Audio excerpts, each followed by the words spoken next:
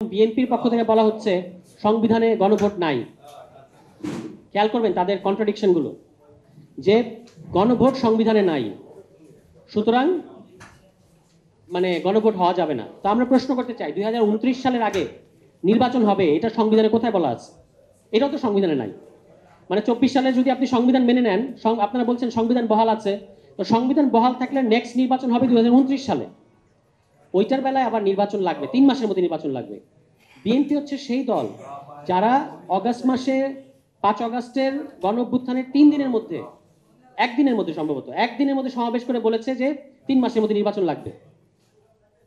এই হলো বিএনপি। এবং তারা, মানে আমার কাছে অবাক লাগে যে যখন বিএনপি বলে গণভোট বুঝি না আমরা, গণভোট কি, গণভোট জনগণ বোঝে না, অথচ বিএনপির সাথে গণভোটটা, বিএনপির ইতিহাসের সাথে গণভোটটা জড়িয়ে আছে।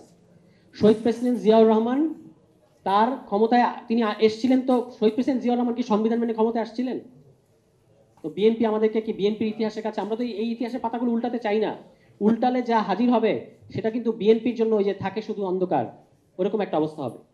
তো কারণ শহীদ প্রেসিডেন্ট জিয়াউর রহমান একটা এক্সট্রা কনস্টিটিউশনাল পদ্ধতিতে ক্ষমতায় এসেছেন, এবং সেটা তখন জরুরি ছিল, দরকার ছিল। আমরা তার প্রজ্ঞা, তার সাহসকে স্বাগত জানাই।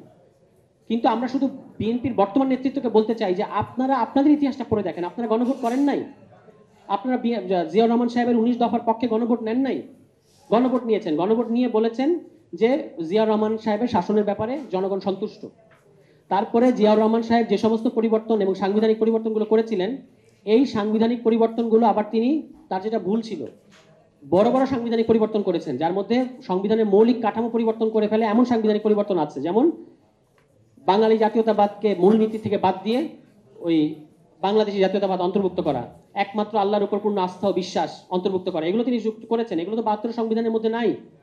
তাহলে আপনি এটা করার পরে তার ভুলটা ছিল, এটাকে তিনি আবার 72 সংবিধানের ভেতরে ঢুকিয়ে দিয়েছেন ওই 5ম সংশোধনীর মাধ্যমে। এই ঢোকানোর ফল হয়েছে এই যে আওয়ামী লীগ ক্ষমতায় এসে কিন্তু 5ম সংশোধনী বাতিল করে দিয়েছে।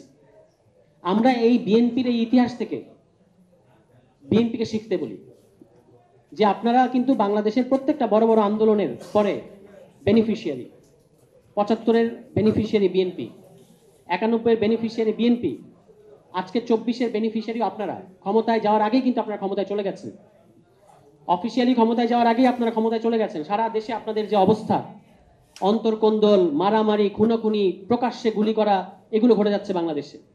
গতকালকে ময়মনসিংহে লাশ পড়েছে সম্ভবত, ময়মনসিংহে আজকে, এবং এটা ঘটে যাচ্ছে প্রতিদিন।